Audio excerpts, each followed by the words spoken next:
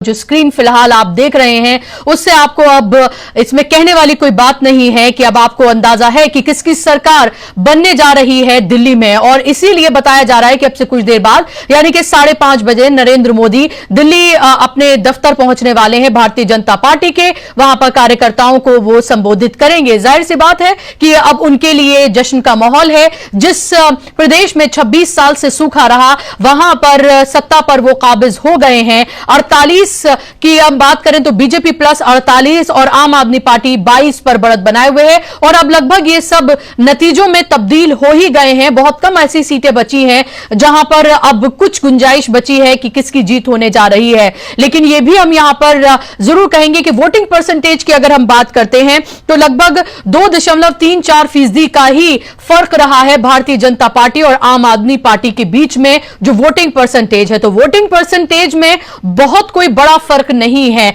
2.5% से भी कम मार्जिन से आम आदमी पार्टी हारी है और भारतीय जनता पार्टी सत्ता पर काबिज हुई है। लेकिन इस 2.34 ने जो कमाल किया है बीजेपी के लिए वो आपकी स्क्रीन पर है कि 48 सीटों पर बढ़त बनाए हुए है बीजेपी। और जाहिर सी बात है ये बीजेपी के लिए सेलिब्रेशन का टाइम है और आम आदमी पार्टी के लिए आत्मचिंतन का वक्त है, क्योंकि दो ही राज्यों में उसकी सरकार है, पंजाब और दिल्ली को लूज करना यानी के लिए उसके लिए लगभग सब कुछ लूज करने जैसा है। ये जो 22 हैं अगर यही नतीजों में बदल जाते हैं और अगर 22 सीटों पर आम आदमी पार्टी जीतती है तो उसके एमएलएज उसके साथ इंटैक्ट रहे। जो पार्टी कमजोर हो गई है उस कमजोर पार्टी को मजबूत बनाकर रखे रहना यही अरविंद केजरीवाल के लिए अब सबसे बड़ी चुनौती है। और जाहिर सी बात है इस चुनौती से वो कैसे पार कर पाते हैं ये उनके लिए बड़ा चैलेंज इसलिए भी होगा कि जब से उन्होंने पार्टी बनाई, जब से वे सत्ता में आए, ये पहली बार मौका है कि जब आम आदमी पार्टी बाकायदा तौर पर चुनावों में हारी है और हार के साथ वो 22 पर सिमट रही है और 48 पर भारतीय जनता पार्टी। इस हार और जीत के क्या मायने निकाले जाए, इसको किस तरह से देखा जाए, क्योंकि जितने भी बड़े चेहरे थे अरविंद केजरीवाल से लेकर मनीष सिसोदिया, सोमनाथ भारती से लेकर सत्येंद्र जैन, सौरभ भारद्वाज, सब के सब हार गए हैं। तो न सिर्फ आम आदमी पार्टी की हार हुई है बल्कि जो उनके बड़े चेहरे थे, जो लगातार उनके स्टार कैंपेनर थे, जिनको हम लगातार टीवी चैनल्स पर देखते रहे, जिन नौरतन की बात की थी उनमें इन सब का नाम शामिल था, वो सब भी हार गए हैं। तो हार ही नहीं हुई है बल्कि हम कह सकते हैं कि उस तरह से हार हुई है जिस पर बहुत कुछ सोच विचार करने की जरूरत है आम आदमी पार्टी को। लेकिन कौन सी वो चीजें रही जो आम आदमी पार्टी के पक्ष में नहीं गई, कौन सी वो चीजें रही जो बीजेपी के पक्ष में रही, और क्या ये इसको सिर्फ हार और जीत और कैसे वो जीत गए सिर्फ इसी तरह से देखा जाना चाहिए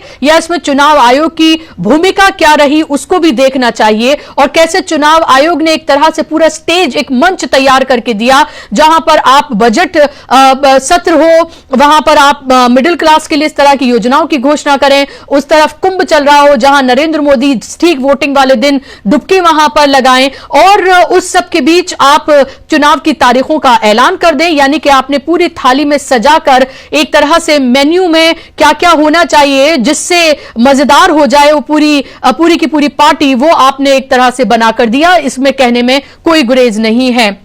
तो जाहिर सी बात है ये तमाम चीजें सवालों के घेरे में है। देखना यह होगा कि अब जब पूरा का पूरा चुनाव का विश्लेषण होगा उसके बाद क्या निकल कर आता है, ये देखना महत्वपूर्ण होगा। वहीं अगर हम कांग्रेस पार्टी की बात करते हैं तो 6.36% ही वोट वो हासिल कर पाई है, यानी कि लगभग 2 से 2.5% का उछाल उसके वोट बैंक में हुआ है। लेकिन बहुत सारी ऐसी सीटें हैं, 12 से 14 के बीच में सीटें इस तरह से बताई जा रही हैं जहां पर जितने मार्जिन से आम आदमी पार्टी हारी है उतना या उससे ज्यादा जो मत हैं वो कांग्रेस पार्टी को मिले हैं। लेकिन कांग्रेस पार्टी का भी यह कहना है, खासतौर पर उनकी जो स्पोक्सपर्सन है सुप्रिया शिनेत, कि हम कोई एनजीओ नहीं है और हमारे ऊपर यह कोई जिम्मेदारी नहीं थी कि हम ये सुनिश्चित करें कि आम आदमी पार्टी जीते और सरकार बनाए। हम भी एक पार्टी है और पार्टी की तरह ही हमने चुनाव लड़ा और इसीलिए शुरू से यह था कि अगर ये दोनों पार्टियां मिलकर चुनाव लड़ती हैं तो जीत की तरफ जा सकती थी। आदमी,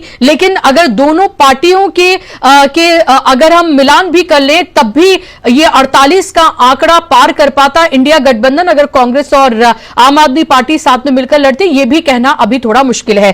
दो मेरे साथ वरिष्ठ साथी मेरे साथ जुड़ गए हैं, स्क्रीन पर आप मेहमानों को लेकर आइए, इसी पर अभी चर्चा करेंगे, बात करेंगे कि इस चुनाव के क्या मायने हैं, कैसे इसको देखा जाए। मेरे साथ स्टूडियो में मौजूद हैं समीर आत्मद मिश्र जी। समीर जी स्वागत आपका। और मेरे साथ वरिष्ठ पत्रकार प्रेम कुमार जी जुड़ गए हैं। प्रेम जी बहुत बहुत स्वागत आपका। नाम आप दोनों के जरा ठीक कर लें, दोनों के नाम गलत जा रहे हैं। प्रेम जी, सवाल मेरा आपसे कि कैसे अब इसका आकलन किया जाएगा। अरविंद केजरीवाल कह रहे हैं एक कंस्ट्रक्टिव विपक्ष की वो भूमिका निभाएंगे, बहुत सदा हुआ बहुत थोड़ा सा ही उन्होंने बोला, शायद अभी उनको वक्त लगेगा इस सब से उभर पाने में, लेकिन इस जीत के मायने देश और दिल्ली के लिए, आम आदमी पार्टी और भारतीय जनता पार्टी के लिए क्या है? शुक्रिया बुशरा जी। देखिए, अरविंद केजरीवाल जी की जो प्रतिक्रिया है वो बहुत अच्छी, बहुत सधी हुई और एक अप्रिशिएबल है प्रतिक्रिया है। और मान लीजिए चुनाव को लेकर के जो शंका भी है, तो उसकी जब तक पड़ताल नहीं कर ली जाए तब तक कोई मजबूत बयान देने की स्थिति न बन जाए तब तक बोलने से बचना चाहिए। आज जैसे राहुल गांधी महाराष्ट्र के चुनाव को लेकर बोल रहे हैं तो सारे सबूत इकट्ठा कर लेने के बाद बोल रहे हैं, तो उसकी अहमियत होती है। तो उस हिसाब से आप देखें तो रिजल्ट को वो कबूल कर रहे हैं। अब इससे आगे दूसरे विषय पर आए तो बीजेपी को किसने जिताया या आम आदमी पार्टी को किसने हराया, इसके अलग अलग तरीके हो सकते हैं और ये जैसे जैसे चीजें सामने आएंगी पढ़ी जाएंगी वो बोला जाएगा। मैं 48 सीट पर जहां बीजेपी जीतती हुई दिख रही है, 40 पर जीत चुकी है, 8 पर दूसरे नंबर पर कभी भी जीत सकती घोषणाएं हो रही है। इन 48 सीटों में मैं पूरा आंकड़ा लेकर के बैठा हूँ, सब नोट करके किसको किस जगह पर कितनी सीटें मिली, और तो मैं देख पा रहा हूँ कि कांग्रेस ने कम से कम 11 सीटों पर स्पष्ट रूप से चुनाव हराया है इन 48 में। मैं उन जगहों पर नहीं बात कर रहा जिसमें आम आदमी पार्टी जीती है, हो सकता है वहां भी कांग्रेस कहीं सेकंड हो, कुछ हो, उसकी बात नहीं कर। जहां बीजेपी को जीतने में मदद दिख रही है वो 11 सीटें हैं। इसके अलावा 5,000 से ज्यादा जो सीटें कांग्रेस को मिली है वो भी 23 हैं, 23 सीटें जहां 5,000 से ज्यादा, और यही करीब 11 सीटें ही हैं, मेरे ख्याल से 9 सीटें हैं जहां 10,000 से ज्यादा वोट मिले हैं। ये कांग्रेस का है। तो कुल मिला के जो 22-23 सीटों पर कांग्रेस मजबूती से लड़ रही है, ऐसा जो हम लोग बोला करते थे, तो वो इस रूप में है कि उस मजबूती से तो नहीं दिखी, लेकिन कम से कम 5,000 से ज्यादा वाले ब्रैकेट में वो आई है, ये स्पष्ट आंकड़े दिखा रहे हैं। और 9 सीट पर तो 10,000 से ज्यादा है। एक सीट पर कस्तूरबा नगर में सेकंड हुई है कांग्रेस, और एक सीट जो आपको बादली वाली सीट है वहां थर्ड होके भी सेकंड्स के एकदम करीब है। अगर आम आदमी पार्टी और कांग्रेस मिल जाती तो सवाल ही नहीं उठता था कि वो सीट बीजेपी जीतती। एक बात कह रहा हूं, लेकिन ओवरऑल आप अगर देख रहे हैं 48 में 13 सीटें ऐसी हैं जो कि कांग्रेस पार्टी की वजह से हार गई आम आदमी पार्टी। तो आप समझ सकते हैं कि आम आदमी पार्टी को किसने सत्ता से बाहर किया। अब कांग्रेस ने किया, अगर इसका उत्तर साफ साफ है, आंकड़े तो ये बोल रहे हैं, और ये संख्या और बढ़ेगी जब हम और बाकी पूरे 70 का मूल्यांकन करेंगे। तो अभी 48 में हम 13 बता रहे थे। तो इसका मतलब ये है कि कांग्रेस ने जो चुनाव लड़ा, इस चुनाव से निश्चित रूप से आम आदमी पार्टी सत्ता से बाहर हुई है। अब इसकी जिम्मेदारी क्या कांग्रेस की है? इसकी जिम्मेदारी कांग्रेस पर अकेले नहीं थोपी जा सकती, क्योंकि चुनाव अकेले लड़ने का फैसला अरविंद केजरीवाल जी का था। तो उनको अपने फैसले पर सोचना पड़ेगा कि मेरा फैसला मुझे कितना महंगा पड़ा है कि कांग्रेस को हमने अपने खिलाफ लड़ने के लिए कंपेल कर दिया और कांग्रेस हमको सत्ता से बाहर करी। सीधे 13 सीट बहुत बड़ा है, 48 में 13 घटा दिए 35 पहुंच जाती है बीजेपी, तो ये बड़ा आंकड़ा है। इसके अलावा एक और तरीके से इसी बात को देख सकते हैं, कांग्रेस का जो वोट परसेंट बढ़ा है वो अभी हालांकि आंकड़े फाइनल नहीं है क्योंकि बहुत सारे वोट्स गिने जाने हैं, लेकिन फिर भी मोटे तौर पर जो दिख रहा है वो 4.26 पहले था, अभी 6.39 हो गया।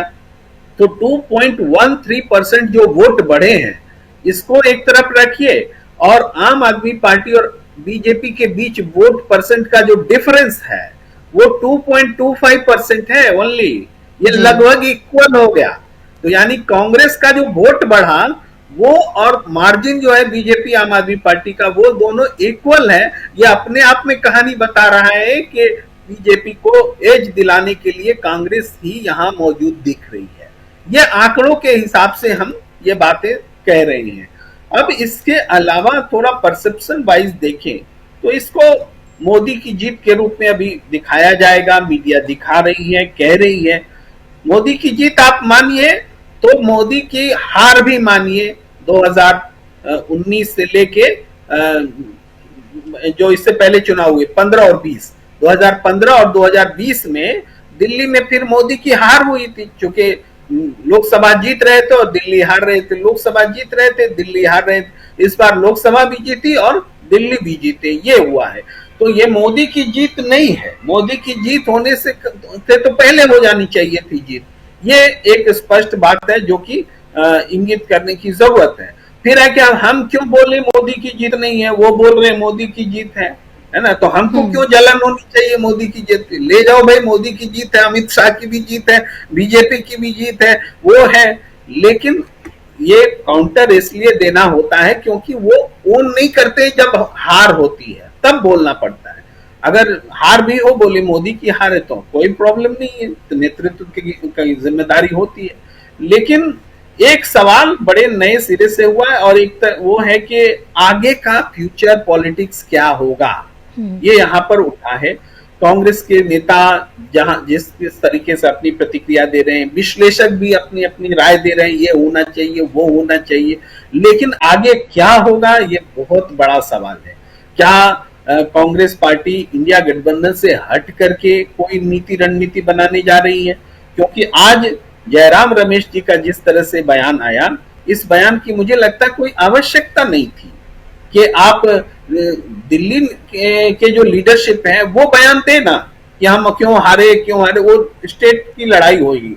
लेकिन जब केंद्रीय लीडरशिप अगर कोई बयान दे रहा है और अरविंद केजरीवाल पर हार के बाद भी हमला कर रहा है, तो कहीं ना कहीं ये वही बात है जैसे हरियाणा में कांग्रेस की हार के बाद दूसरे लोग इंडिया घटक दल के जो थे वो कांग्रेस पर ही हमला कर रही थी। इवन कांग्रेस के लोग भी कांग्रेस पर हमला कर रहे थे कि ये कमी रह गई, वो गुटबाजी हो गई, वो लड़कीबाजी होगी, फला हो गया, ढिमका हो गया, सब बोले थे। तो आज अगर चुनाव में कोई गैर जरूरी घटनाएं घट रही हैं और एक दिन पहले राहुल गांधी प्रेस कॉन्फ्रेंस कर रहे हैं कि चुनाव को कैसे लूटा जा रहा है, तो एक दिन बाद जयराम रमेश जी का ये एकदम से इस चुनाव को विशुद्ध सही मानते हुए प्रतिक्रिया दे देना और आम आदमी पार्टी के खिलाफ में यह आश्चर्य पैदा करता है। आपको भी सब्र रखना चाहिए, आपको भी मीठा बोलते हुए इस चुनाव को स्वीकारना चाहिए, जैसे अरविंद केजरीवाल ने स्वीकारा है। अरविंद केजरीवाल सेकंड रह करके वो जनता का आभार जता रहे हैं, और ये थर्ड रह करके भी कोई आभार जताने को तैयार नहीं है। भाई थर्ड आप हुए हैं, थर्ड, और आप बोल रहे हैं हम इसी बात में खुश हैं कि हमने बीजेपी को जिता दिया या कांग्रेस को हरा दिया, आम आदमी पार्टी को हरा दिया। तो क्या आम आदमी पार्टी जो बोल रही थी कि कांग्रेस आई है बीजेपी को जिताने के लिए, वो सही बोल रही थी क्या? इसको आपको जनता के बीच लाना पड़ेगा कि नहीं, हम किसी को हराने के लिए नहीं खड़े थे, हम खड़े थे और ये गठबंधन आम आदमी पार्टी ने तोड़ा था, हम इसलिए खड़े हुए और हमने अच्छा परफॉर्म किया, हम आभार जताते। कुछ इस फॉर्म में रिएक्शन होना चाहिए। 10 लोग सुझाव दे रहे तो हम भी एक सुझाव मार दे रहे हैं, मुझे भी क्या जाता है, हारने वाले को तो सब सुझाव देते हैं। जी जी बिल्कुल, जब हार जाते हैं तो सब कुछ उनका खराब हो जाता है, जो जीत जाता है उसकी फिर वाहवाही होती है।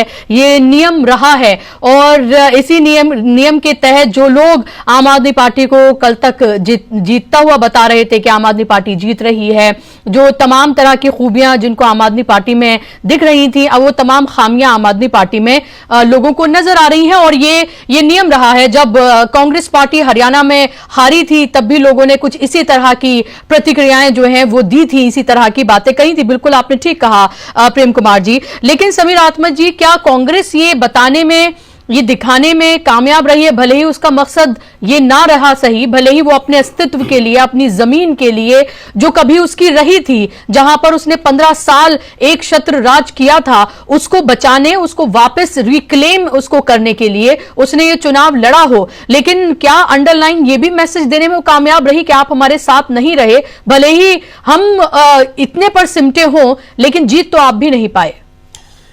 अब देखिए, मैसेज तो जो परिणाम बता रहे हैं उससे जा तो यही रहा है, लेकिन एक बात ये भी देखनी होगी कि कांग्रेस पार्टी की तरफ से, और अभी प्रेम कुमार जी भी कह रहे थे कि गठबंधन में न शामिल होने का फैसला आम आदमी पार्टी का ही था, तो कांग्रेस ने तो कोशिश की है, और ये कहाँ बात नहीं बन पाई, क्यों नहीं बन पाई, जाहिर सी बात है कि आम आदमी पार्टी को ये भरोसा रहा होगा, चूंकि 2 बार उसकी इतनी एक जो जिस तरह से जीत हुई थी कि बिल्कुल एक तरफा जीत हुई थी, 63 सीटें, 67 सीटें और 62 सीटें, उसको लगा होगा कि जीतेंगे तो हम ही। और हमने पार्टी के नेताओं के बयान भी सुने हैं, कल तक सुने हैं बयान कि 60 से ज्यादा सीटें आ रही हैं, उनको अंदर से ये लगा होगा कि 60 नहीं भी आएंगी तब भी 45-50 सीटों से तो कोई रोक नहीं पाएगा। उनको फिर ये लगा होगा कि हम कांग्रेस को क्यों साथ लें, और कांग्रेस को लेंगे, सीटें अगर जीती तो मजबूत होगी, इस बात की आशंका रही ही होगी। और ये भी बात है कि जब गठबंधन में शामिल होने जा रही होगी कांग्रेस, तो 1 सीट या 2 सीट पे तो मानेगी नहीं, कुछ ना कुछ। हालांकि क्यों बात नहीं बन पाई थी, ये चीज सामने नहीं आई है। अब इसमें यह भी एक बड़ा सवाल है कि आखिर ये गठबंधन, अरविंद केजरीवाल ने गठबंधन, उसको ये कांग्रेस पार्टी के साथ गठबंधन करना स्वीकार क्यों नहीं किया। यह भी कहा जा रहा है कि गठबंधन के दूसरे घटक दलों का भी यह दबाव रहा, तो नहीं शामिल हुआ, तो इसका मतलब या तो फिर यह रहता कि कांग्रेस पार्टी चुनाव न लड़ती, या कांग्रेस पार्टी चुनाव लड़ते हुए भी चुनाव लड़ते हुए न दिखती।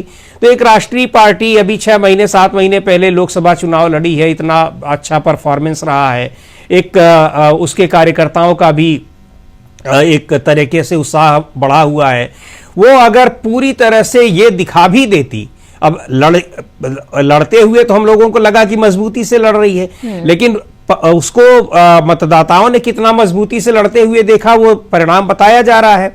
लेकिन अगर वो ये दिखा भी देती कि हम मजबूती से नहीं लड़ रहे हैं तो क्या मैसेज जाता। और ये भी नहीं आप कह सकते हैं कि अगर साथ में न लड़ते और कांग्रेस इस तरीके से न लड़ती तो आम आदमी पार्टी की जीत हो जाती, नहीं हो जाती। इसलिए कि जो परिणाम है वो बता रहे हैं, और ये भी जो कहा जा रहा है कि चुनाव आयोग की भूमिका को लेकर भी चर्चाएं हो रही हैं, तो चुनाव आयोग की भूमिका को लेकर चर्चाएं हो रही हैं और वो आधारहीन नहीं है, उनमें दम है, और बहुत सारी चीजें, चाहे पूरी चुनावी प्रक्रिया को लेकर, लेकिन कुछ चीजों की बात, जैसे बजट की बात हो रही है कि बजट को अनाउंस कर दिया, मुझे ये लगता, और 5 तारीख को कुंभ चले गए प्रधानमंत्री, ये सारी चीजें मैसेज देने के लिए होती है। इसको चुनाव आयोग को इन चीजों को देखना चाहिए, जो वो डर के मारे हम कहें नहीं देखता है या जानबूझकर नहीं देखता है, अब ये वही बता सकता है, लेकिन उसको देखना चाहिए। पर यह भी है कि अब वहां नहाने से अचानक यहां दिल्ली के मतदाताओं का मिजाज बदल गया होगा, वो वोट करने वाले रहे होंगे आम आदमी पार्टी को, लेकिन प्रधानमंत्री को संगम में स्नान करते देख के उनको लगा कि अब बीजेपी को वोट दे दो। ये मुझे कतई नहीं लगता है कभी इस तरह का माइंडसेट कुछ मतदाताओं में रहा भी होगा तो आज से 10 साल पहले जब शुरू में प्रधानमंत्री बनकर मोदी आए थे, या उस समय जब उनका नाम चल रहा था, पिछले 10 साल में लोगों को पता लग गया है कि हिंदुत्व के कितने बड़े प्रचारक हैं मोदी जी, और हिंदुत्व का कितना इस्तेमाल वो अपनी राजनीति के लिए करते हैं, अपनी पार्टी के लिए करते हैं और अपने लोगों के लिए। ये जो चीज बोल रहा हूं ये भी बहुत इंपॉर्टेंट है कि अपने लोगों के लिए, तो लोगों को बहुत सारी चीजें, उससे एकाएक पूरा मतदाता पलट नहीं गया होता। इसके पीछे बहुत से कारण है जो ये रिफ्लेक्ट कर रहे हैं कि ये परिणाम कैसे आए हैं।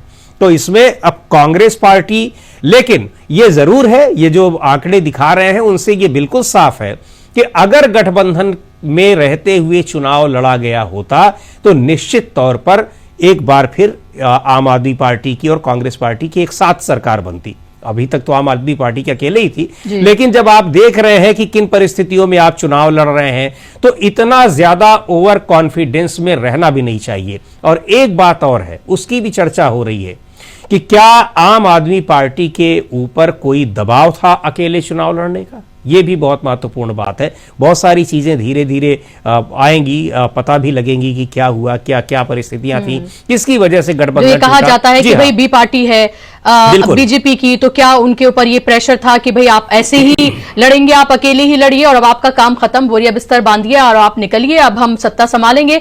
ये बहुत सारी चीजें कही जा सकती हैं, लोग कह रहे हैं और सोशल मीडिया पर इस तरह की तमाम बातें कही जा रही हैं और इनको देखने की जरूरत है, क्योंकि केजरीवाल पर लगातार क्योंकि हमेशा से उन्होंने कहा कि कोई विचारधारा नहीं है। हमारी विचारधारा क्या है कि हम डेवलपमेंट करते हैं, हमारी विचारधारा क्या है कि हम लोगों को फ्री बिजली पानी, हम इसकी सुविधा उनको दे रहे हैं, यही हमारी विचारधारा है। यानी कि विचारधारा क्या है उनकी, उसको लेकर कभी उन्होंने कोई बात नहीं कही। और हमारा देश इस तरह का है कि बिना विचारधारा के, चाहे विचारधारा वो बीजेपी की हो या फिर कांग्रेस पार्टी की हो, एक पार्टी की विचारधारा होती है। लेकिन फिर प्रेम कुमार जी, सवाल यह है कि इस जीत का सेहरा अगर मोदी पर नहीं तो फिर किस पर बांधा जाए, क्योंकि यहां पर कोई चेहरा तो नहीं था दिल्ली में, और दिल्ली में अगर किसी के पास चेहरा था तो वह आम आदमी पार्टी थी और वो चेहरा ही हार गया। ना तो कांग्रेस के पास कोई चेहरा था इस तरह का कह दे कि हाँ ये ही वही चेहरा है, ना ही बीजेपी के पास था। चेहरा था तो वो केजरीवाल का था, और केजरीवाल बिल्कुल वैसे ही जैसे बीजेपी में नरेंद्र मोदी, वैसे आम आदमी पार्टी में केजरीवाल, यानी कि उन्हीं के इर्द गिर्द सब कुछ घूमता हुआ नजर आता है। तो ये जो इतना हम बड़ा फर्क देख रहे हैं, 62 से 22 और 8 से 48, ये तो ऐसा है कि जैसे एक तरह से बस लोग एक तरफा चेंज चाहते थे।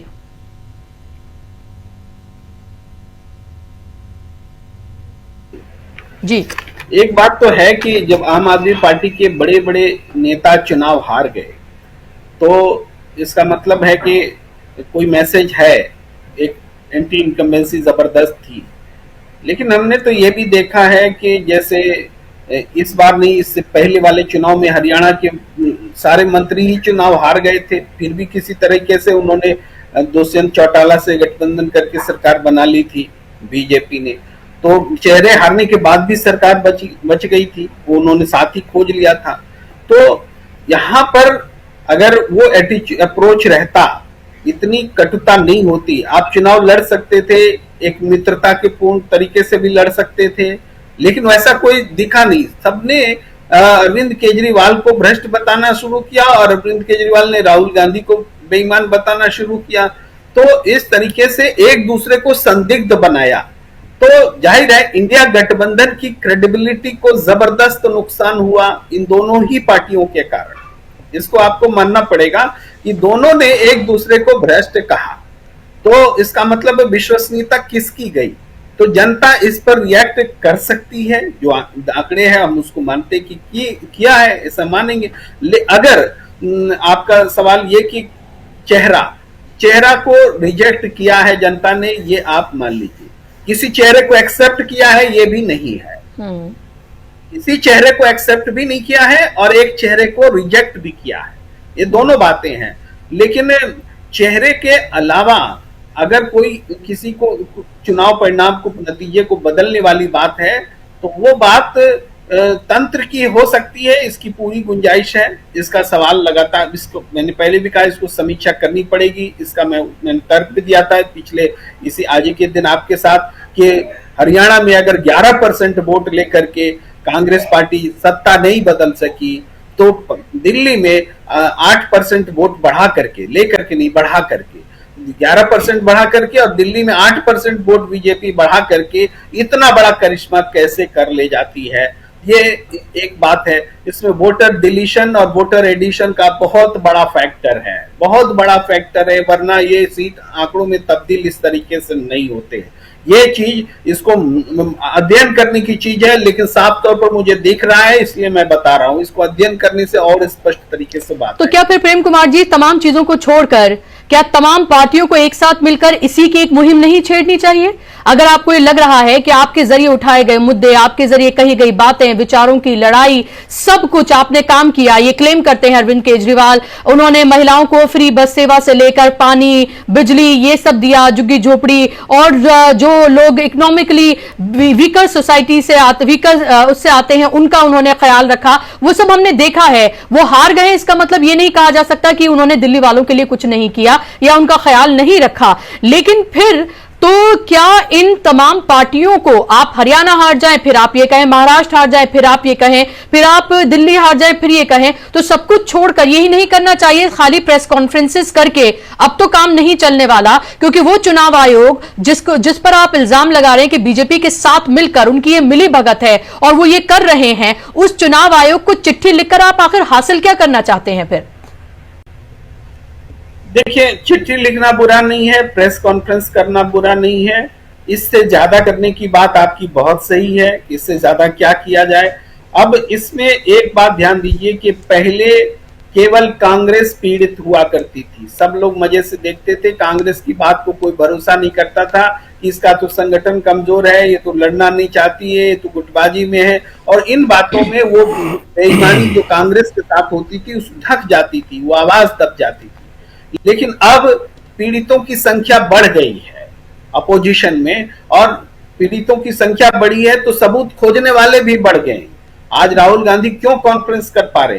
क्योंकि उनको उद्धव ठाकरे और एनसीपी का समर्थन है, तो वो भी कुछ स्टडी करते हैं। वो भी मरकरवाड़ी जैसी घटना में एनसीपी का एमएलए अपनी इस्तीफा देने को तैयार होता है, यानी एक जज्बे के साथ जुड़ता है, तब राहुल गांधी प्रेस कॉन्फ्रेंस कर पाते हैं। इससे पहले तो बहुत चुनाव हुए। आप 2019 का चुनाव में भी वैसे ही सवाल उठे, अदालत में गया मामला, कुछ न हुआ, वोट जितने थे ज्यादा और कम गिने गए, वो सारी चीजें रही, कभी कोई मसला नहीं हुआ। लेकिन जनता के बीच में मुद्दा बन के नहीं आया।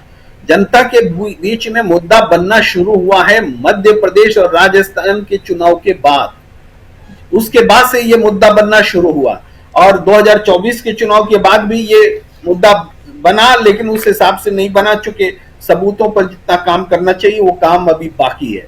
हरियाणा के चुनाव के बाद भी ये मुद्दा बनता, लेकिन वो हमने कहा कि एक दूसरे की लड़ाई, अंदरूनी और गठबंधन की लड़ाई के कारण वो मुद्दा नहीं बना। फिर भी अब सारी चीजों को समेट करके तथ्य मुद्दा बनाते हैं। अगर आप तथ्य लाएंगे कि बेईमानी हुई है, तभी वो मुद्दा बनेगा, केवल स्लोगन मुद्दा नहीं बनते। तो स्लोगन आपका विश्वास है, विश्वास के आधार पर स्लोगन है, तो वो स्लोगन तभी हिट करेगा जब उसको आप तथ्यों से जोड़ेंगे। तो अभी राहुल गांधी ने तथ्यों से जोड़ा महाराष्ट्र के चुनाव को कि भाई एडल्ट वोटर्स जितने हैं महाराष्ट्र में, उससे ज्यादा वोट कैसे पड़ गए, ये सवाल खड़ा है। एक इमारत में 7,000 वोट्स कैसे जोड़ लिए गए, ये सवाल तथ्य पर आधारित है, और भी बहुत सारी बातें। तो उसी तरीके से दिल्ली चुनाव में वो कौन से फैक्टर हैं जो अरविंद केजरीवाल उठा रहे थे नाम डिलीट करने का और हटाने का, उसको अगर तथ्यों के साथ वो ला पाएंगे, तब तो ये मुद्दा बहुत बड़ा मुद्दा हो जाएगा कि ये दिखावे का चुनाव बन जाएगा। लेकिन ये साबित करने की चुनौती है, इस चुनौती को आप स्वीकार करेंगे तभी आपकी लड़ाई मजबूत होगी। अदरवाइज चुनाव में तो एक दूसरे के खिलाफ राजनीतिक दल लड़ेंगे ही। सही बोल रही है कांग्रेस की प्रवक्ता की हम एनजीओ तो नहीं है, तो एनजीओ तो आप किसी भी स्टेट में नहीं है, तो वहां क्यों गठबंधन करते हैं? यहाँ आप एनजीओ नहीं है तो वहां भी तो आप एनजीओ नहीं है, तो फिर इंडिया गठबंधन क्यों बना? भाई इंडिया गठबंधन क्या एनजीओ का कलेक्शन थोड़े है या समूह थोड़े हैं। तो ये बहुत हल्का बयान है। सबको चुनाव लड़ने का हक है, वो जरूर है। चुनाव हम एक गठबंधन में नहीं लड़ सके, इसके लिए केजरीवाल जिम्मेदार हैं, ये बोलिए तो ये राजनीतिक जिम्मेदार बयान हो सकता है। हम एनजीओ नहीं है बोलना, ये कोई राजनीतिक बयान नहीं। जी बिल्कुल। और इस तरह के बयान अब दिए जा रहे हैं। कुछ कांग्रेस के लोग इस तरह से भी सेलिब्रेट करते हुए नजर आ रहे हैं। वो समर्थक हैं कि ये एक तरह का बदला ले लिया गया है। जी, यहाँ एक लाइन बोलना चाहता हूँ समर्थन वाली बात पर। बहुत सारे लोग ऐसा कहते मिलेंगे कि कांग्रेस चाहती थी, विश्लेषक भी बोलते हैं कांग्रेस चाहती थी कि बीजेपी जीत जाए, तब वो बाद में बीजेपी को हराएंगे। अरे पूरे देश में बीजेपी को नहीं हरा पा रहे तो आम आदमी पार्टी को हटा के आप बीजेपी को हराएंगे? ये सब मिथ्या बातें हैं, हंसी मजाक की बातें हैं। आपको अपने एक पॉलिटिकल, जैसे इस बार चुनाव में हुआ आप हमने बताया 23 सीटों पर करीब 5,000 से ज्यादा वोट लाए। अरे 23 सीटों पे आप 15,000 से ज्यादा वोट लाते तो आपकी ताकत दिखती। तो तीसरा खंबा मजबूत करना था, वो नहीं हुआ। लेकिन हाँ, फिर भी 11 सीटों पर मैंने बताया गिन के 11 सीटों पर तो स्पष्ट रूप से इन्हीं कांग्रेस की वजह से बीजेपी को जीत मिली या आम आदमी पार्टी को हार मिली। ये भी कांग्रेस की ताकत को बताता है। हार में भी एक संदेश है, कांग्रेस ने एक संदेश दिया है, इंडिया गठबंधन के घटक दलों को संदेश दिया है। जी बिल्कुल, और ये महत्वपूर्ण संदेश है, क्योंकि अगर अरविंद केजरीवाल की पार्टी जीतती फिर इंडिया गठबंधन का क्या स्वरूप होता, और अब हार गए हैं तो इंडिया गठबंधन का क्या स्वरूप होगा, इसकी भी चर्चा होगी और होनी भी चाहिए। लेकिन ये जरूर है कि ये कह दिया जाए कि बीजेपी को, आम आदमी पार्टी को हराने के लिए और बीजेपी को जिताने के लिए कोई कांग्रेस लड़ी, ये भी एक तरह की बचकाना बातें हैं अगर कोई इस तरह की बात करता हुआ नजर आ रहा है। क्योंकि वैचारिक लड़ाई जो राहुल गांधी फिलहाल लड़ रहे हैं, वो वैचारिक लड़ाई में अगर ऐसा ही होता तो फिर जो लोकसभा का चुनाव हुआ वो साथ में मिलकर फिर दिल्ली में नहीं लड़ती। फिर ये दोनों पार्टियां, जाहिर सी बात है, दिल्ली में आम आदमी पार्टी और कांग्रेस ही थी, वो उन्होंने मिलकर चुनाव लड़ा, लोकसभा में मिलकर वो सामने आए। जब अरविंद केजरीवाल जेल में थे तब सोनिया गांधी से लेकर राहुल गांधी सब लोग ने उनके समर्थन में बात कही और सोनिया गांधी ने मंच साझा किया, वो सब हमने देखा, मजबूती से कांग्रेस उनके साथ खड़ी रही। लेकिन यह भी कहना लाजमी होगा कि पहली बार अगर किसी ने इस गठबंधन के लिए मना किया तो वो कांग्रेस नहीं थी, वो आम आदमी पार्टी थी और वो थे केजरीवाल, जिन्होंने कहा कि उसकी जरूरत नहीं है। और उसके बाद भी अहंकार से चूर होकर कई उनके नेताओं ने, यहां तक कि सुबह भी जो उनके बड़े चेहरे जो हारे उनमें से एक ने यह कहा था कि उन्हें किसी तरह के कोई गठबंधन की जरूरत नहीं पड़ेगी, किसी की जरूरत नहीं होगी, हम एक तरफा सरकार बनाने जा रहे हैं। और यह भी लगातार ये कहा जा रहा है कि उस अहंकार की भी क्या सजा अरविंद केजरीवाल को मिली है। जिस तरह से उनके जो साथी रहे, जो संघर्ष के साथी रहे, एक एक करके वो उनके साथ छोड़कर चले गए या उनको मजबूर किया गया या उनको निकाला गया। और जो उनके साथ भी रहते हैं वो बिल्कुल उसी तरह की हमें छवि नजर आती है जिस तरह से नरेंद्र मोदी और अमित शाह के बाद बाकी सब टॉम डिक एंड हैरी, उसी तरह से आप आम आदमी पार्टी में भी अरविंद केजरीवाल और एक आध और कोई नेता जो भी अरविंद केजरीवाल की हामी में हामी भरता हुआ नजर आए, और बाकी सबकी क्या वैल्यू है उनकी पार्टी में वो सब भी हमें पता है। आतिशी को सीएम बनाया गया, लेकिन बार बार यह भी बताया गया कि कैसे ये सिर्फ एक टोकन सीएम है। उनकी पत्नी, जिनको एक तरह से सिंपैथी मिल रही थी और एक तरह का जनाधार उनका ही बन रहा था, लोग उनको पसंद कर रहे थे, कैसे उनको बिल्कुल साइडलाइन कर दिया गया, अपनी ही पत्नी को, और बिल्कुल वो कहीं पर नजर नहीं आई। वो कैंपेन करते हुए भी एक दो जगह के अलावा कहीं हमने उनको नहीं देखा। इसको लेकर भी सवाल लगातार उठे कि एक तरफ आप महिला सम्मान की बात करते हैं, दूसरी तरफ क्या आपकी पार्टी में हो रहा है, खुद आपके घर में क्या हो रहा है। जिन उसूलों को लेकर, जिन आदर्शों को लेकर अरविंद केजरीवाल ने ये पार्टी बनाई, पहले डिनाई किया कि ऐसी कोई उनकी इच्छा नहीं है कि वो राजनीति में जाएंगे, फिर उसके बाद उन्होंने पार्टी बनाई, जिस वजह से पार्टी बनी उन्हीं आरोपों में घिरकर आखिरकार उन्होंने सत्ता गंवा दी। और अब जब पार्टी कमजोर हो गई है, जब 22 पे सिमट गई है, तो सवाल ये बचता है कि इस कमजोर पार्टी को कैसे मजबूत बनाए रखें अरविंद केजरीवाल। यही उनके लिए सबसे बड़ी चुनौती है। नेता प्रतिपक्ष कौन होगा? क्या आतिशी को ही बनाया जाएगा? यह भी सवाल है। और फिर क्या पंजाब को लेकर भी किसी तरह के खतरे के बादल जो है क्या मंडराने लगे हैं, यह भी देखना होगा। क्या इस सब की तरफ भी अब गौर किया जाएगा समीर आत्मज जी कि दिल्ली में भले ही हारे, लेकिन इससे बहुत कुछ देश की सियासत में ही बदलने वाला है? पहली बात तो बुशरा जी, इसमें सबसे बड़ी चीज देखने वाली होगी और वो बहुत बड़ी चुनौती भी है आम आदमी पार्टी के सामने कि उनकी पार्टी का आगे क्या एक देखा जाए तो कहा जाए कि उसको भविष्य क्या होता है। क्योंकि पार्टी को जिस तरह से ये जब से बनी है और राजनीतिक पार्टी जब से बनी है तो इसके खाते में जीत ही जीत आई है। क्योंकि अभी तक इसका मेन फोकस दिल्ली था, दिल्ली से चुनाव लड़ा, दिल्ली में जीत हासिल की और दिल्ली में इतनी बड़ी जीत हासिल की कि कभी किसी ने नहीं हासिल की थी और लगातार दो बार।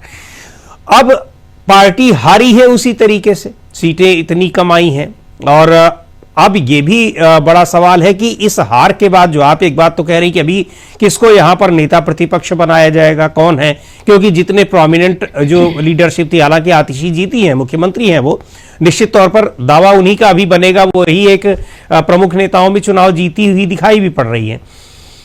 लेकिन उसके बाद पार्टी के लोगों को, पार्टी के विधायकों को बनाए रखना, उनको अपने साथ रोके रखना, यह बहुत बड़ी चुनौती होगी, क्योंकि आंदोलन से उपजी पार्टी है, सत्ता में ही रही है पिछले 10-11 साल 12 साल से। उस सत्ता के बाहर पहली बार वो दिखाई पड़ रही है, विपक्ष में बैठेगी।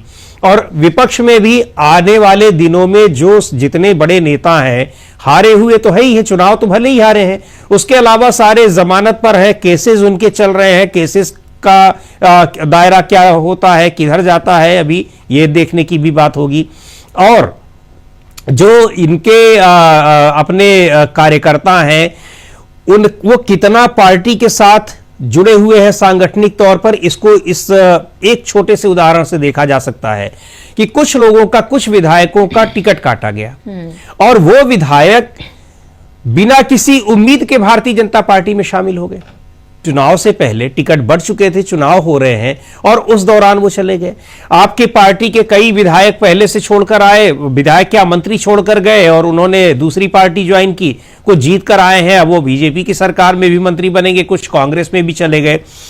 तो बहुत बड़ी चुनौती ये होगी कि अब वो भी तब हो रहा था जब आप सरकार में थे, अब आपके पास सरकार नहीं है, तो उन कार्यकर्ताओं, नेताओं को जोड़े रखना चुनौती होगी। और उसमें भी तब जब हो सकता है कि तमाम बड़े नेता एक बार फिर से जेल चले जाएं या उनके ऊपर शिकंजा तो कसा ही रहेगा।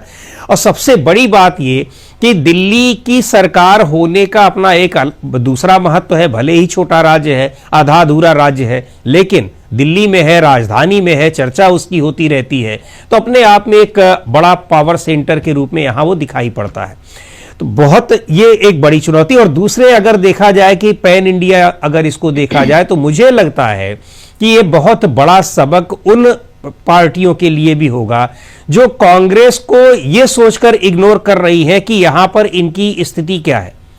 आप एक उदाहरण देखिए कि लोकसभा चुनाव में समाजवादी पार्टी के ऊपर भी बड़ा दबाव था कि वो कांग्रेस पार्टी को ज्यादा सीटें न दे। उनके पार्टी के भीतर जबरदस्त दबाव था, बहुत सारे सलाहकार अखिलेश यादव को यह कह रहे थे कि कांग्रेस पार्टी को मत दीजिए, ये जरूरत से ज्यादा सीटें मांग रहे हैं।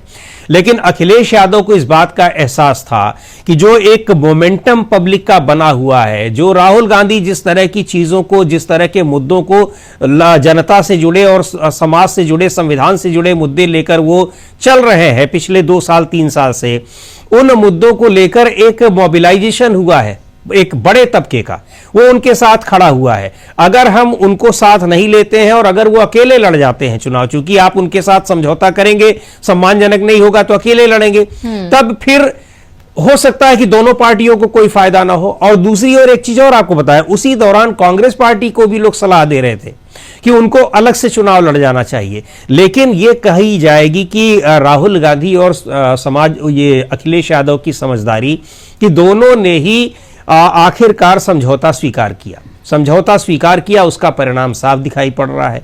तब यहां भी हम लोग देख रहे हैं जो परिणाम आ रहे हैं, जो वोट परसेंटेज हैं, नंबर ऑफ वोट्स हैं, आम आदमी पार्टी और कांग्रेस को मिले हुए एक ही सीट पर मिले हुए वोट्स को अगर हम देख रहे हैं, उनसे साफ दिखाई पड़ रहा है कि यह भारतीय जनता पार्टी के पाए हुए वोट से कितना ज्यादा है। अगर साथ मिले होते तो हम ये नहीं कहते कि सारा का सारा मैथमेटिक्स की तरह से, अर्थमेटिक्स की तरह से जुड़ जाता, लेकिन कुछ जुड़ता तो है ही दोनों के वोट, क्योंकि अगर अलग रहकर वो पा रहे हैं, बीजेपी को तो जो मिलना था वो मिला ही, यही अलग वोट थे, तो उनमें से ज्यादातर जगहों पर जीत हो सकती थी। तो ये मुझे लगता है कि इंडिया गठबंधन की मजबूती के लिए एक बड़ा मैसेज है कि जिन लोगों, जिन क्षेत्रीय पार्टियों के लग रहा होगा कि हम कांग्रेस से समझौता करके चुनाव में और कांग्रेस को मजबूत कर रहे हैं और अपने को कमजोर कर रहे हैं, उनकी गलतफहमी इससे दूर हो जाएगी, इन नतीजों से दूर हो जाएगी। जी बिल्कुल। और अब ये भी देखना प्रेम कुमार जी, महत्वपूर्ण ये भी होगा कि अब जो तमाम बड़े चेहरे, खासतौर पर वो जो जिनके ऊपर भ्रष्टाचार के, जिनके ऊपर इल्जाम लगे, जो जेल में बंद थे, जो जमानत पर बाहर हैं, और अगर वो फिर से वो तमाम चीजें अब अगर खुलती हैं, उनकी फाइलें वो जो ऑलरेडी खुली हुई हैं, और अगर इनमें से चंद बड़े चेहरे जेल चले जाते हैं फिर से, तो फिर पार्टी के लिए कितना संकट आप देखते हैं? और क्या आपको लग रहा है, क्या कैन यू फोरसी कि ऐसा कुछ होगा जरूर? प्रेम कुमार जी, लगता है वो डिस्कनेक्ट हो गए हैं। लेकिन समीर जी, क्या आपको लगता है कि अगर ऐसा होता है, क्योंकि सब जमानत पर बाहर हैं और फाइलें तो उनकी खुली हुई हैं, और भारतीय जनता पार्टी ने जिस तरह से अभी जो कहा गया कि जो फाइलें हैं उनको महफूज रखा जाए, इसको मेक श्योर उन्होंने किया है, जैसे ही उनके फेवर में नतीजे हुए, ये सचिवालयों को जिस तरह से कहा गया है, तो लग तो ये रहा है कि ऐसा ही तो नहीं छोड़ा जाएगा। बिल्कुल बिल्कुल। तो जब आप ये देखिए कि केवल एलजी के माध्यम से जितना कुछ हो सकता था कोशिश की गई इनको लपेटे में लेने की, अब तो सारी पूरी की पूरी सरकार ही उनके पास रहेगी। और जिस तरह से जो तेवर दिखाई पड़ रहे हैं कि सचिवालय को ही सील करने के आदेश दे दिए गए हैं कि जो फाइलें हो, हालांकि बहुत होशियार लोग हैं आम आदमी पार्टी के, तो कोई ऐसी फाइल लगता नहीं कि छोड़ के गए होंगे, लेकिन फिर भी सरकार बीजेपी आए और चेक करे और देखे और लेकर चली जाए, एक और केस हमारे खिलाफ बना दे। लेकिन फिर भी बहुत सारी चीजें होती हैं, आप कितना क्या चीज गायब करेंगे, कितनी चीज गायब करेंगे, ये भी बहुत मुझे लगता है कि हल्की फुल्की बातें होंगी। आप पूरी की पूरी सचिवालय नहीं गायब कर सकते हैं। और बीजेपी को ये भी लग रहा होगा कि आम आदमी पार्टी उन्हीं की तरह सियासत करती है, तो इसीलिए भी फाइलें जो हैं वो जल्दी जल्दी उठवा ली जाए, इस तरह से जाए। आप जो कहते हैं लोग कि आग लगवा दी जाती है, कई जगह घटनाएं होती हैं, उनको तो माना जा सकता है कि जलाकर खाक कर दी गई, लेकिन आज के डिजिटल जमाने में ये सारी चीजें बहुत मायने नहीं रखती हैं। तो इनको तमाम मुद्दों पर जिनको लेकर ये भारतीय जनता पार्टी सवाल उठाती रही है, अब तो वो सारी चीजें जांच का विषय होंगी। वो जांच की मांग कर रही थी, अब जांच की मांग करने वाली पार्टी खुद ही सरकार में है, तो निश्चित तौर पर उनको लेकर इन नेताओं पर शिकंजा कसा जाएगा। खास तौर पर जो निशाने पर होंगे वो अरविंद केजरीवाल और मनीष सिसोदिया होंगे। तो बिल्कुल ये अभी, और क्या आपको लगता है कि लोगों को ये भी एक तरह से कि पहले आप ये कहते थे कि एमसीडी नहीं है हमारे पास, हाँ, तो लोगों ने आपको एमसीडी दे दी, आपके फिर भी जो दिल्ली का हाल हमने देखा अलग अलग जगहों पर, आप भी दिल्ली में आते जाते रहे हैं और आपने भी देखा है, आप भी नोएडा में अगर रहते हैं, लेकिन दिल्ली दूर नहीं है उससे, मैं दिल्ली में रहती हूं, मैंने भी हाल देखा हुआ है, तो ये किसी से छिपा नहीं है। फिर आपने कहा कि एलजी आपको काम करने नहीं दे रहे, इसमें कोई दो राय नहीं, ये कोई इल्जाम नहीं था, ये साफ तौर पर दिख रहा था कि एलजी आपको काम करने नहीं दे रहे हैं। लगातार एलजी जिस तरह से दौरा करते थे, एलजी ने बाकायदा तौर पर पॉडकास्ट भी किया जिसमें वो किस तरह से एक सरकार की पार्टी बनकर एक तरह से बात करते हुए वो नजर आ रहे थे। लेकिन एलजी तो शीला दीक्षित के दौर में भी थे, और शीला दीक्षित तब भी मुख्यमंत्री थी जब बीजेपी की सरकार थी, तब तो इस तरह के आरोप प्रत्यारोप नहीं थे। तो क्या आपको लगता है लोगों ने कि भाई ये तो रोना रोते रहते हैं कि हमें सताया जा रहा है, परेशान किया जा रहा है, हमें जेल भेजा जा रहा है, हम पर भ्रष्टाचार के इल्जाम है, हमें काम नहीं करने दिया जा रहा, पुलिस उनके पास है, सब कुछ उनके पास है, अमित शाह की पुलिस है, लॉ एंड ऑर्डर खराब है, ये सारी चीजें वो लगातार कहते रहे, तो क्या इससे भी लोग थोड़ा त्रस्त हुए, क्या आपको लगता है? जी, थोड़ा नहीं, बहुत त्रस्त हुए। ये पिछले 10 साल से लोग देख रहे हैं, और जब आप इतने बड़े आरोप तो भाई विपक्षी पार्टी है, भारतीय जनता पार्टी है, यहां पर 26 साल हो गए थे उसको सरकार में आए हुए, तो ख्वाब देख रही थी, तो बहुत सारे आरोप तो लगा ही रही थी। आप उसी में जेल भी गए वो शराब घोटाले में, और तमाम तरह के आरोप हैं आम आदमी पार्टी के नेताओं पर। लेकिन यह भी एक बड़ा कारण था कि एक तो आप ये विवाद आपका शुरू से रहा कि आपको काम नहीं करने दिया जा रहा है, परेशान किया जा रहा है, लेकिन लोगों ने यह देखा कि 15 साल एक और सरकार चली है, और उस सरकार ने भी विरोधी दल की पार्टी के रहते हुए केंद्र में और अपनी सरकार चलाई। अपनी सत्तारूढ़ पार्टी, उनकी पार्टी सत्ता में केंद्र में तो बाद में आई, पहले तो दिल्ली की कांग्रेस सरकार जो थी वो एनडीए सरकार के अधीन ही थी, वाजपेयी जी के अधीन, कभी कोई विवाद नहीं हुआ। तो उसका ये मैसेज गया कि भाई जिनको काम करना होता है वो काम करते रहते हैं। अच्छा, विकास के नाम पर आप ये कह भी नहीं सकते कि आप पिछली सरकार से ज्यादा आपने काम कर दिया हो, जो विकास पिछले 15 साल में हुए।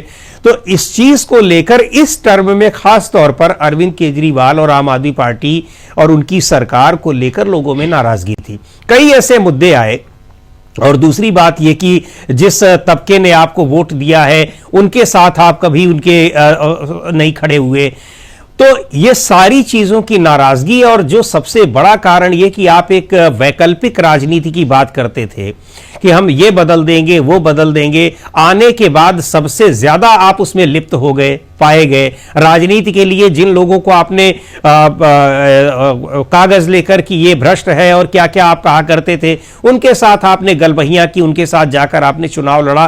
तो बहुत सी चीजें थी, नाराजगी थी, और सबसे बड़ी बात यह कि जिस तरह से पूरी पार्टी में, सरकार में डिक्टेटरशिप की तरह से चलाने की आपने कोशिश की, उसने भी नुकसान किया।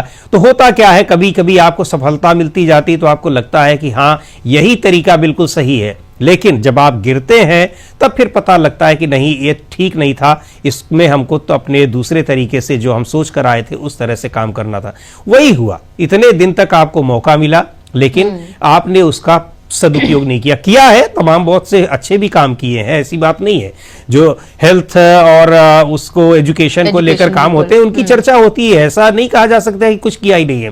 दूसरे जो बिजली पानी मुफ्त देने का आप वादा करके आए थे, आपने किया, तो कितना आपको वोट देगा? एमसीडी में भी आपको सौंप दिया दिल्ली की जनता ने, यानी जो नगर निगम होता है, तो आपको उसका मान करना चाहिए, लेकिन आप वाद विवाद में उलझे रहे। और ये भी समीर जी सिर्फ यही कह देना, और आरोपों का स्तर आपका किस तरीके का रहा कि आप एक सरकार, चुनी हुई सरकार पर, आप लोकतंत्र में है, लोकतंत्र की बात करते हैं, एक चुनी हुई सरकार पर आप आरोप लगा दे रहे हैं कि वो नदी के, यमुना जैसी नदी के पानी में जहर मिला दे रहे हैं। ये आरोप किसके गले से ये बात उतरेगी?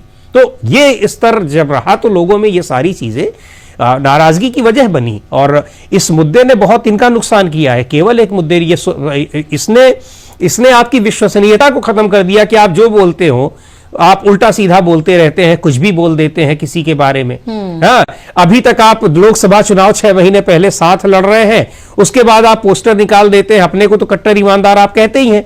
आप वही राहुल गांधी, वही संदीप दीक्षित को एक बार फिर सबसे भ्रष्ट बता देते हैं। आप खुद ही को, अपने आप को ये सर्टिफिकेट दे रहे हैं। जी हाँ, खुद ही को अपने आप को ये सर्टिफिकेट दे रहे हैं, कट्टर आप ईमानदार बता रहे हैं, और पूरी दुनिया को यानी कि भ्रष्ट आप बता रहे हैं। और फिर आप, जनता ने ये कहा ही जाएगा फिर कांग्रेस की तरफ से कि भी सबक सिखाया है जनता ने आपको, और जब आपको जरूरत होती है तो उन्हीं भ्रष्ट के साथ आप चुनाव भी लड़ लेते हैं। जी जी। तो ये अवसरवादिता और ये एक तरीके से फरेब बोलना, झूठ बोलना, आरोप लगाना, बहुत सारी चीजें थी जिनकी वजह से दिल्ली की जनता नाराज थी, और उसका रिफ्लेक्शन इन परिणामों में दिखाई पड़ रहा है। बिल्कुल। और उसके पास ऑप्शन के तौर पर जो पार्टी थी वो भारतीय जनता पार्टी थी, और भारतीय जनता पार्टी उस तरह से लड़ी थी क्योंकि हमें ये भी देखना चाहिए, चाहे शीला दीक्षित की सरकार रही हो या आम आदमी पार्टी की, कभी भी बीजेपी का वोट बैंक जो है 30% से कम नहीं गया। 32, 35, 38% उसका रहा। पिछली बार 38% था, और अब 38 से उसने छलांग लगाई है, और 38 से अब वो पहुंच गई है 45.89%।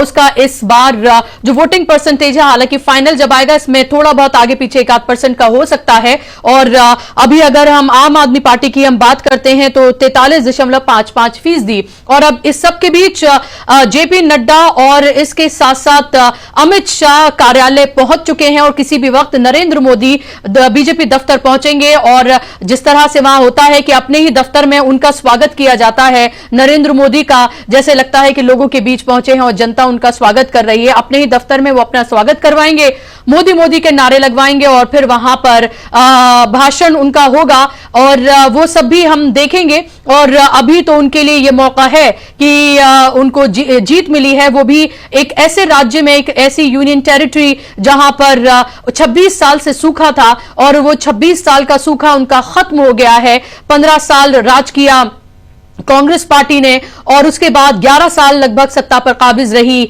आम आदमी पार्टी। और अब आप ये देखिए कि भारतीय जनता पार्टी की वापसी हुई है। ये उसे हमेशा बहुत चुभता रहा कि कैसे जिस दिल्ली पर वो पिछले 10.5 साल से काबिज है, यानी कि दिल्ली में बैठकर वो अपनी सत्ता चला रही है पूरे देश की, वही दिल्ली उसको बार बार नकारती है। तो अब असल मायने में हम कह सकते हैं कि दिल्ली पर उसने कब्जा कर लिया है। आम आदमी पार्टी का फ्यूचर क्या होगा, ये बहुत बड़ा सवाल अब उत्पन्न हो गया है। और क्या ये इस हार का असर हम क्या पंजाब में भी होता हुआ देखेंगे, ये महत्वपूर्ण बात है। और क्योंकि इसमें अब कोई दो राय नहीं है कि पार्टी के जो नेता हैं, जो कार्यकर्ता हैं, वो बहुत दिन तक रहे आम आदमी पार्टी के साथ ही, ये मुश्किल ही दिख रहा है। क्योंकि आम आदमी पार्टी वो पार्टी रही, जब से वो पार्टी बनी उसने सिर्फ सत्ता सुख भोगा, और ये पहली बार है जब उस तरह से उसे शिकस्त हासिल हुई है, तो अब ये महत्वपूर्ण सवाल उठ खड़े होते हैं कि अब आम आदमी पार्टी का फ्यूचर क्या होगा, क्योंकि यही वो पार्टी है, यही वो लोग हैं जिन्होंने एंटी करप्शन पूरा एक तरह से अन्ना हजारे, जो अब अरविंद केजरीवाल को एक तरह से कटघरे में खड़ा करते हुए नजर आ रहे हैं, एक तरह से अवतरित होते हैं अन्ना हजारे जब भी उनकी मर्जी होती है और जब भी उनको विपक्ष को या खासतौर पर अरविंद केजरीवाल को कुछ कहना होता है, अदरवाइज वो भारतीय जनता पार्टी के हर तरह की कारगुजारियों पर वो खामोश रहते हैं। तो ये सब कुछ जो फिलहाल कांग्रेस पार्टी ने अपनी सत्ता गंवाई, दिल्ली में सत्ता गंवाई, पंजाब में सत्ता गंवाई, ये सब कुछ आम आदमी पार्टी की वजह से ही हुआ है। तो कांग्रेस पार्टी जश्न मना रही है, अगर कुछ लोग जश्न मना रहे हैं तो इसमें समीर जी कोई दो राय भी नहीं होनी चाहिए। उनको लग रहा है कि शायद कुछ लोगों को लग सकता है कि उनका बदला पूरा हुआ है। नहीं, क्यों नहीं लग सकता है, बिल्कुल लग सकता है। देखिए, अब पार्टी तो चुनाव लड़ने के लिए लड़ती है, वो नहीं जीती, अब कोई हार गई तो उसके लिए तो उसको कहा नहीं जाएगा। यही लॉजिक आम आदमी पार्टी भी देती थी, लेकिन आम आदमी पार्टी में कांग्रेस में फर्क है, क्योंकि आम आदमी पार्टी उन जगहों पर जाकर चुनाव लड़ रही थी जहां सीधे तौर पर दिख रहा था कि इससे कांग्रेस को नुकसान होगा, और गई नुकसान किया, चाहे वो गुजरात हो, गोवा हो, और कई आम आदमी वहां पर, जब मान लीजिए पंजाब में तो सरकार बनाई, वहां मजबूत भी थी वो, लेकिन कई ऐसे राज्य रहे वहां पर हार का सामना करना पड़ा। पर कांग्रेस पार्टी के लिए दिल्ली में तो नहीं कहा जाएगा, क्योंकि कांग्रेस पार्टी के ही बेस पर उसी का जो वोट बैंक था उसको लेकर अपनी तरफ आम आदमी पार्टी से सरकार बनाई, थी वो अपनी खोई हुई जमीन को वापस पाने की कोशिश क्यों नहीं करेगी। और पहले वो कोशिश इस तरह से कर रही थी कि आपके साथ चुनाव लड़ने के लिए, राष्ट्रीय पार्टी है, उसका एक देशव्यापी आधार है, लेकिन आपने उसको इग्नोर किया। क्यों किया, क्या उसके पीछे वजह रही, या आप ही बता सकते हैं, लेकिन उसने तो कोशिश की। तो उसको अब वो चुनाव लड़ी और हार गई, आप भी हार गए, तो अब इसको आप चाहे जिस रूप में देखें, चाहे कोई भी देखे, लेकिन इतना तो तय ही है और ये सही है, ये मैसेज जो गया है कि आप कांग्रेस पार्टी की वजह से हार गए, तो आपका ओवर कॉन्फिडेंस ही तो आपको हरा दिया ना, आपको साथ में चुनाव लड़ना था। अब ये मैसेज दूसरी क्षेत्रीय पार्टियों के लिए भी है, तो ये अब इस मैसेज से कौन इसका संदेश लेता है और उसको संभल कर आगे आने वाले दिनों में जो चुनाव होंगे वहां वो चलता है, इस पर डिपेंड करेगा कि अब ये इंडिया गठबंधन कितनी मजबूती से, किस तरीके से चुनाव लड़ रहा है। नहीं लड़ा तो इसी तरह के नुकसान दूसरों को भी होंगे। और एक बात और आपको बताएं, हर जगह ये स्थिति नहीं आने वाली है कि कांग्रेस पार्टी ऐसे जीरो पे आ जाएगी। 70 सीटें हैं, छोटा राज्य है, बहुत बड़ा नहीं है, क्योंकि और जगहों पर और हर जगह इसी तरह से एक बिल्कुल बाइपोलर लड़ाई भी नहीं होगी, ट्रायंगुलर लड़ाई होगी या और भी पार्टियां होती हैं, तो वहां पर जरूरी नहीं कि यही सिचुएशन हो। लेकिन अगर साथ में लड़ेंगी जो गठबंधन की पार्टियां हैं, फायदा जरूर होगा, ये तय हो गया है, ये निश्चित है। ये बिल्कुल, और ये दिल्ली के चुनाव ने और इसको पुख्ता कर दिया है। और अब बिहार का है, दिल्ली के चुनाव ने और लोकसभा चुनाव ने, बिल्कुल वहां हम देखें महाराष्ट्र में क्या परिणाम रहे, बिहार में भी परिणाम ठीक ही रहे, और उत्तर प्रदेश में तो बिल्कुल किस तरह का रहा वो सबके सामने है। बिल्कुल। और 2027 में हालांकि अब उत्तर प्रदेश का चुनाव, लेकिन बिहार जो कि दूसरा सबसे बड़ा राज्य इस लिहाज से है कि हिंदी पट्टी का हम दूसरा सबसे बड़ा राज्य है, और बिहार की सियासत से देश की सियासत भी बहुत कुछ बदलेगी, क्योंकि दो बैसाखियों में से एक है नीतीश कुमार। और वहां पर भी अब ये देखना होगा कि क्या इससे सबक लेकर एक सम्मानजनक और जैसा एक गठबंधन होना चाहिए उस तरह का गठबंधन वहां पर होता है, और क्या इससे सबक लिया जाता है, ये जरूर है। लेकिन अब ये साफ ये तय माना जा रहा है कि मिलकर लड़ेंगे तो आपको नतीजे आपके फेवर में होंगे, और अगर आप मिलकर नहीं लड़ेंगे तो मोदी जी का वही नारा बटोगे तो कटोगे, या हमें इसको हालांकि बहुत ज्यादा प्रचलित नहीं करना चाहिए, लेकिन ये जरूर है कि अगर आप बटेंगे तो नतीजे कुछ और होंगे, साफ तौर पर दिल्ली बताती हुई नजर आ रही है। तो इस पर और हमारा विश्लेषण जो है वो लगातार जारी रहेगा।